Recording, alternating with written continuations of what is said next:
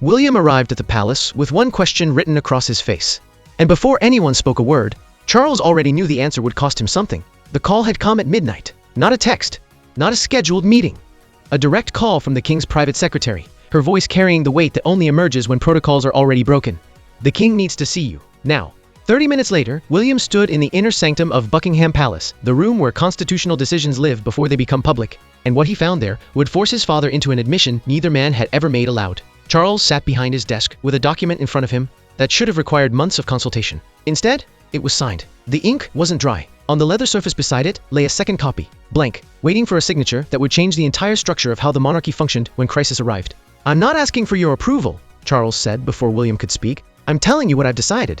But I need you to understand why." The document was called an Emergency Crown Authority Delegation. In constitutional terms, it was extraordinary. In practical terms, it was an admission of something Charles had spent his entire reign trying to prevent: vulnerability. William picked up the first copy and read the opening paragraph twice. His hands didn't shake, his expression didn't change, but something behind his eyes shifted. A calculation happening in real time about what his father was surrendering and what he was being handed. Before we go deeper into why Charles made this decision, and what it truly means for the future of the monarchy, make sure you subscribe so you don't miss a single update on how this changes everything.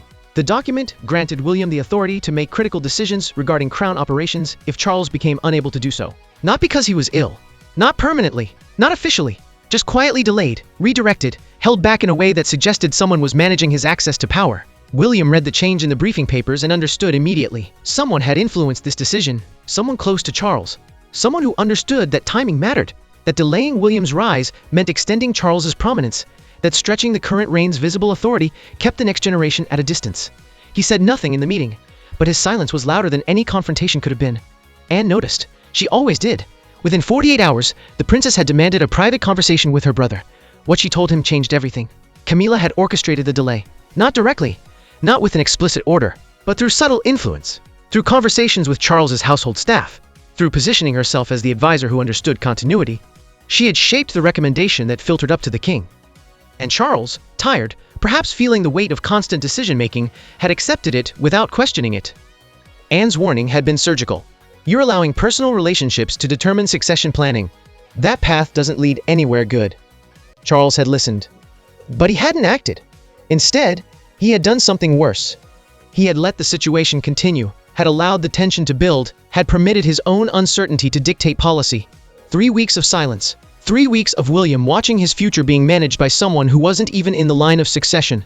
3 weeks of Camila believing her influence over Charles was strong enough to reshape the monarchy's structure. And then, finally, Charles had broken. The meeting with William hadn't been planned. It had erupted. Charles had summoned his son late in the evening, after Camila had gone to sleep, after the staff had withdrawn, after the palace had gone quiet enough that difficult truths could be spoken without echoes. "I've made a decision," Charles said, and then he'd explained what was happening. He was formalizing William's authority, in a way that couldn't be undone through whispered advice or subtle influence. He was creating a legal framework that would prevent personal relationships from ever again compromising succession planning. He was, in essence, admitting that he could no longer trust himself to keep those boundaries intact. William had listened without interrupting. When Charles finished, William had asked only one question. "Does she know?" Charles shook his head. "Not yet, but she will." The signature on the document had come later that night. Charles alone, at his desk, with only the weight of his own failure as witness. The document itself was precise in its language.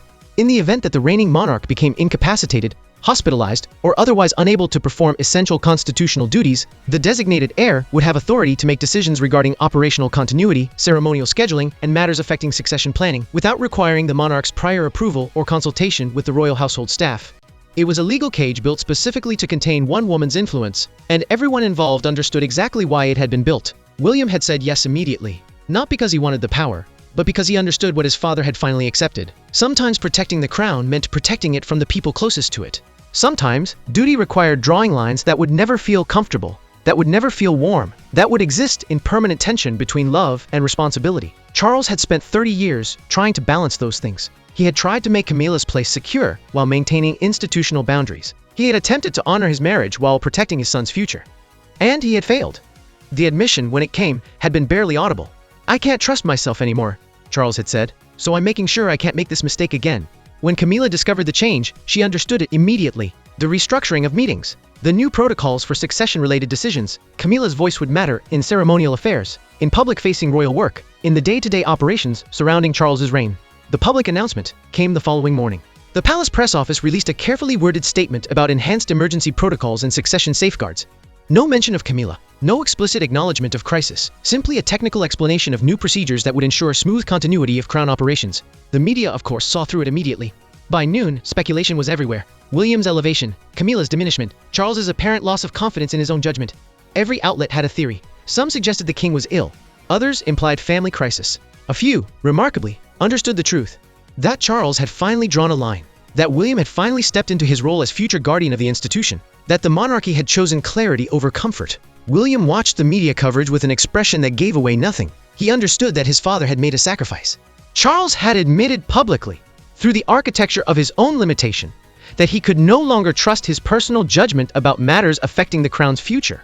That was a confession of weakness, and it would shape how people perceived his reign forever. But it had also protected something more valuable than any appearance of strength. It had protected William's future. She maintained the appearance of business as usual, but everyone close to her understood that something fundamental had shifted. The informal power she had cultivated over years had been replaced by formal limitation. She was still the Queen Consort. She still held ceremonial significance. She still stood beside Charles publicly. But the private corridors through which she had influenced succession planning were now closed. Other people occupied those spaces now. Specifically, William. Specifically, Anne, who had moved into that same formal advisory role. Specifically, the institutional structures that Charles had finally accepted needed to exist independent of his personal loyalties. That evening, Charles had done something he hadn't done in weeks. He had allowed himself to feel the weight of what he had sacrificed. Not Camila. He hadn't sacrificed his marriage, but he had sacrificed the illusion that he could maintain absolute harmony while also protecting the institution. William was accepting the burden of being the institutional guardian, the person who would say no when personal relationships threatened the future of the monarchy. And Camila was adjusting to a reality she had never anticipated.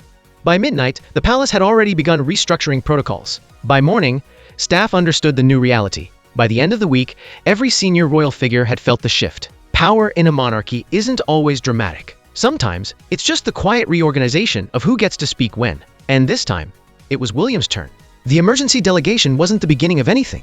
It was the end of an illusion. The end of Charles's belief that he could balance love and duty without one eventually consuming the other. The end of Camila's informal authority over succession planning. The end of the old arrangement where personal relationships could reshape institutional decisions. What emerged in its place wasn't harmony, but it was honest. And in a family built on duty, honesty might be the rarest thing of all. Thanks for watching. Please don't forget to like and subscribe, and we'll see you in the next one.